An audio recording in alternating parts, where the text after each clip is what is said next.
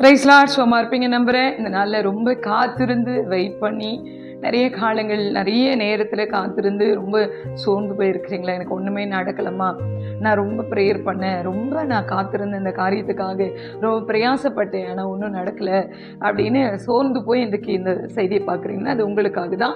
கர்த்தருடைய வேதம் சொல்லுகிறது ஹபக்கூக்கில் 2ஆம் அதிகாரத்தில் 3வது வசனம், குறித்த காலத்துக்கு தரிசனம் இன்னும் வைக்கப்பட்டது, முடிவிலே அது விளங்கும், அது பொய் சொல்லாது, அது தாமதித்தாலும் அதற்கு காத்திரு, அது நிச்சயமாய் வரும், அது தாமதிப்பதில்லை. ஆமீன். வேதம் சொல்லுகிறது அது தாமதித்தாலும் நிச்சயமா உங்களை தேடி வரும். ஆமீன். அல்லேலூயா.